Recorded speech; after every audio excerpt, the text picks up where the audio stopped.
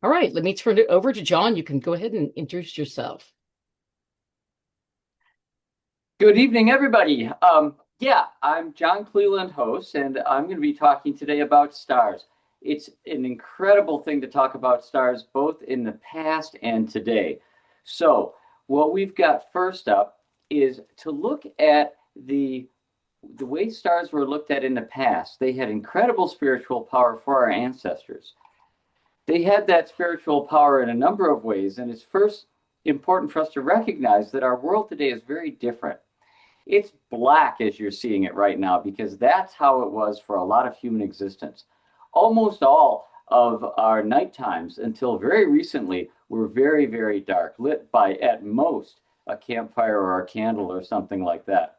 Our world today of super bright LEDs and electricity everywhere is really not at all what most of our ancestors experienced. Back then, they saw the stars a lot, unless it was cloudy.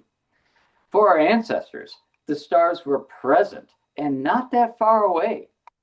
For our ancestors, those stars were important. They affected our lives and they were meaningful in a deeply spiritual way. So let's take a look at those. This is an example. I'm going to mention some examples of how our ancestors saw stars. I won't mention all of them simply because, or even a lot, just because I'd be here for weeks, right? Um, but this is the Egyptian god Nut, and she's seen as the sky covered with stars at night and arching her body over the flat earth. Now, if you think about it, we're going to base beliefs on observations. It makes perfect sense, right? And if you think about what you see, if you go out in a field, you look at a lake, it's flat. If you're not sure the earth is flat, just go and take a look from a high mountain and you can see in every direction it's flat. And if you're not sure that the sky is a dome above us, just look out at, especially at night, you can see the stars come up in the east and go right across us in a semicircular dome and then come down in the west. And oh, if you're not sure that the stars are small, you can just take a look. There they are. You can see them. They're not very big at all. And so for our ancestors, in culture after culture, they saw the earth as flat underneath a dome, and the stars, moon, planets, and things like that were smaller objects inside the dome. And they had various ways of figuring out how things got from one side to the other in the morning or something like that. But a very common theme. We can see in the various Bibles, it's especially clear in verse after verse after verse, Old and New Testament, that everyone knew back then that the earth was flat underneath a dome and the stars were little lights inside the dome. This is especially clear in Genesis 1, but it's clear in many other places too, especially Revelation. So if we look at that in other cultures too, we see the same thing. Again, we see the earth underneath, the stars under some kind of dome. It's very, very common. So that last one I showed was the Hindu cosmology. And this cosmology here is that of our European pagan ancestors, for those of us who have some European descent. And again, it shows a dome over a flat earth and the stars as little points in the dome. I'll come back to this representation in a minute. These stars were seen by culture after culture as being relevant for our daily lives, as telling us about how to live our daily lives and things like that, teaching lessons especially. Here's one example from the Navajo culture where you've got the Big Dipper on one side, you can see it there, represented as a man, and the constellation Cassiopeia, which is kind of like a stretched out W, on the other side, represented as a woman. So the Navajos saw those two constellations as a man and a woman. And if you know the night sky and you look to the north, you know that those two circle around the North Star. And they saw that North Star as the hearth fire. So they're at home, they're around their house, their hearth fire, and they're cooking or doing daily chores or other things like that as they move around the hearth fire. So this was seen as a model for daily life. If we look at the representation I showed earlier, it's actually from the Nebra disk. If you don't know about the Nebra disk, I encourage you to look it up. Nebra is spelled just like Deborah, except with an N. And this disk is the oldest representation of the universe that we have. And it's almost 4,000 years old. It is a bronze disk. We have it with gold leaf inlaid, as you see here. I have a model of it that I keep on my wall to remind me of my ancestors who lived and died by this representation. It told them when to plant. You need to know when to plant so that if you plant too early and your seeds come up and get killed by the frost, then half your village is going to die of starvation, right? Or if you plant too late, you might not have a crop before you start to need that food in the fall. So very important to know when to plant. That's how they use this. It was almost certainly a very religious object in addition to providing guidance. And it is a representation of the night sky with the crescent moon. And you can see right here what we call the Pleiades, the group of 7 stars. That comes up again and again in different cultures in different ways. It was seen as striking, and so it was often assigned significance. In the Anishinaabe culture, that is, those stars are seen as the sweat lodge. It's like the hot stones, and it's the gateway to the sweat lodge. So those are some examples in the past. Now, we saw that these stars are not that far. If you think about how far up something is, a small object up there somewhere, they would probably think of it like thousands of feet, maybe, depending on, who's estimating it and why. There's some sections in the Old Testament. If you do a little trigonometry, it looks like a few dozen miles. And that's kind of higher, I think, than a lot of other things would place it at. But it varies. But certainly nothing like the distances that we're familiar with now in astronomy. Important, affecting our lives. We saw several examples already where it gave specific instructions on how we were to live our lives and what we were to do. And meaningful. The meaning often goes both ways.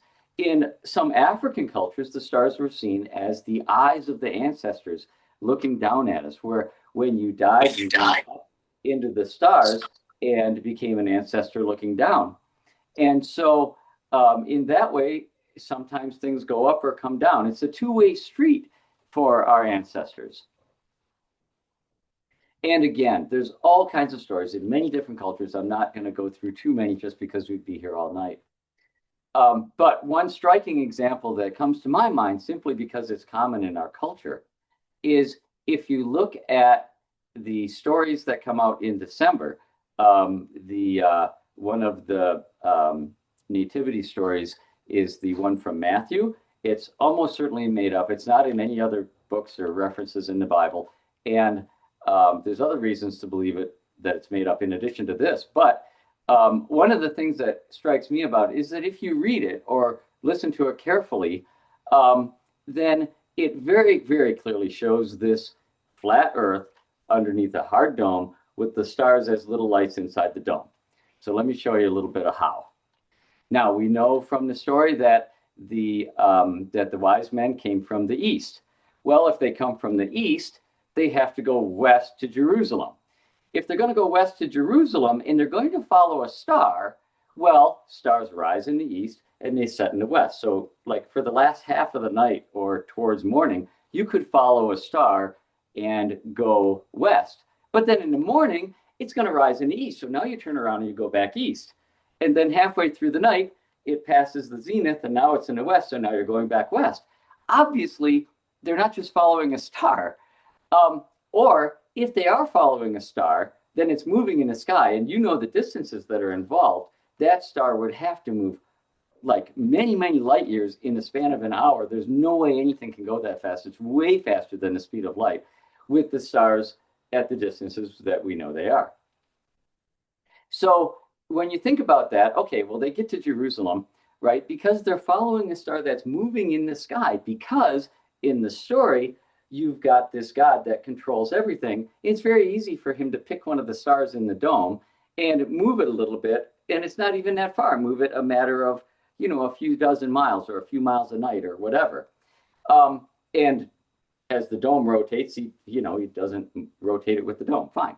And then it becomes even more obvious, because the next thing is, after they get to Jerusalem and talk to Herod, then the star leads them south.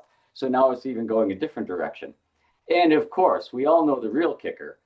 The real kicker is then that the star comes to designate a specific house. Now think about your houses, right? You're walking down the street in your neighborhood. Even if the houses are pretty spread apart, they can't be more than a few hundred feet up, or it wouldn't designate one house, right? So this star came just a few hundred feet or so above a house to designate a house. Now, we all know if you had an actual star a few hundred feet above a house, there wouldn't be much of a house left. So a very striking example of just the cosmology that I was just talking about.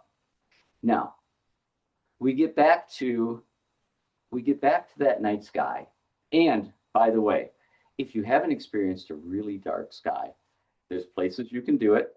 Depending on where you live, it's not that far. Look up light pollution map online. I really, really encourage you to do it. It's really cool. It's a very strange and almost disturbing mixture of them seeming far, far away and really pressingly close. It's a very strange experience. And that's what our ancestors had most nights, several times a week. We know now that we're on a planet going around the sun. The stars appear to move because the Earth is rotating and such. And of course, this picture is not to scale.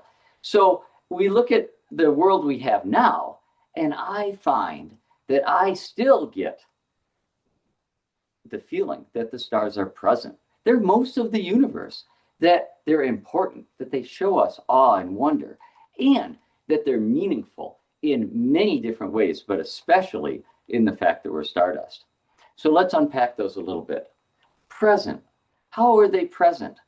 They're present especially in the fact that they're practically everything. If something is everything, or almost everything, then it's really, really present. If you look at the visible matter in the universe, almost all of it is made up of stars. You look up at the night sky, almost all of the stuff that you see are stars, other than the moon and the planets, and we'll find out that as we move forward, that those are made out of stars too. So look at this picture. This is a deep field image. The amazing thing here is that most of those spots of light you see are not actually individual stars. They're whole galaxies with hundreds of millions of stars. Wow.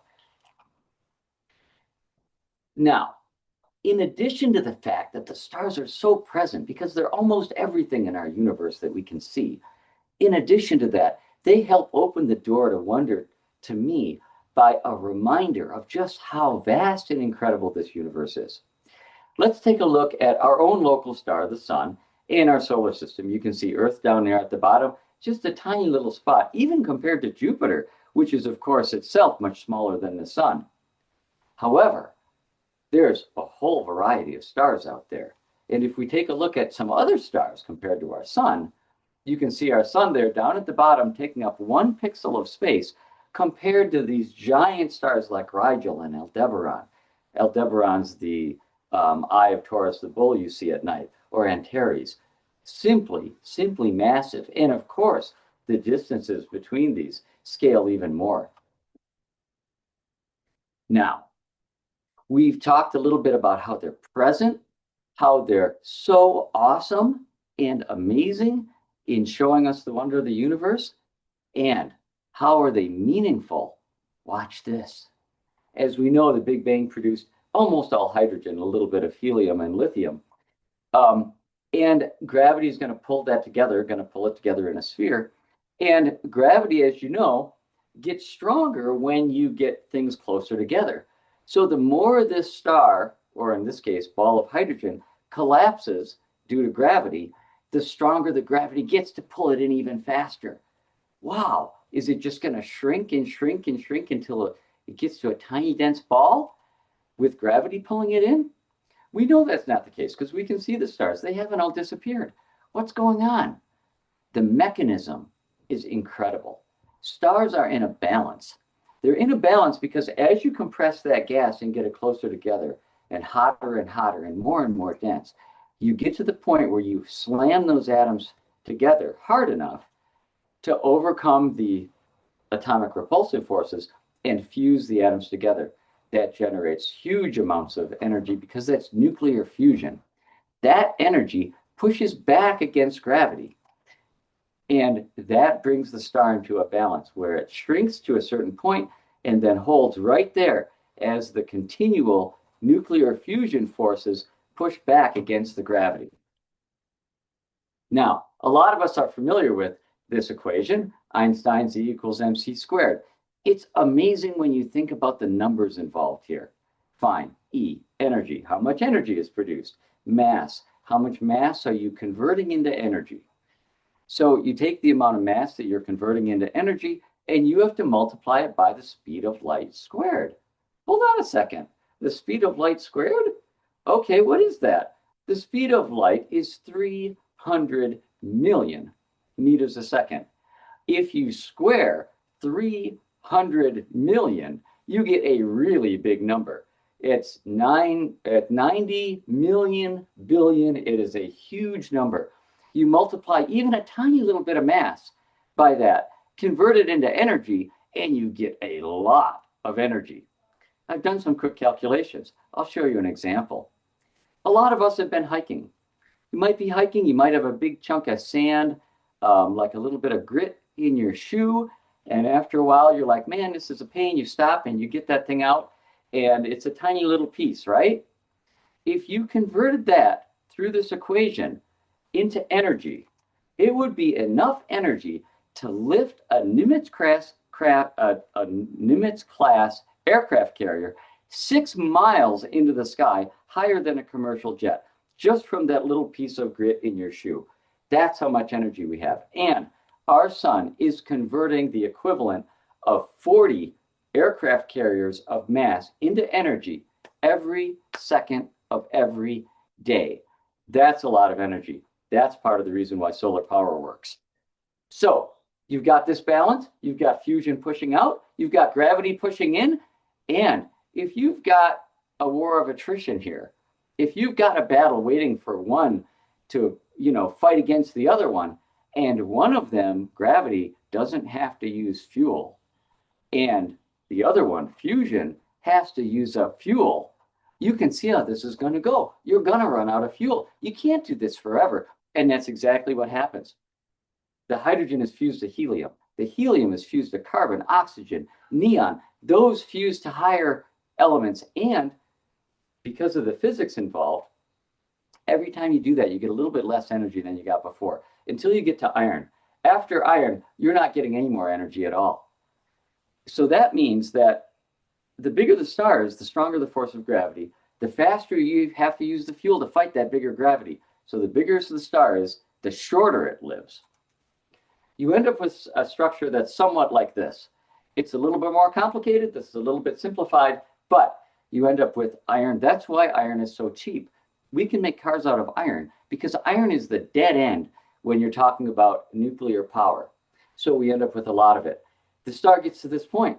Now it can't fight against gravity. What's going to happen? Gravity wins. The star implodes in a massive supernova explosion that has so much energy that it causes additional fusion reactions to make all the higher elements that we're familiar with.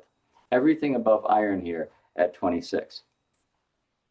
Simplified summary. Our hydrogen and helium comes from the Big Bang. Boron through iron are from fusion as the star is living, and above iron only from supernovas. We have all those things on Earth. How could we have those on Earth?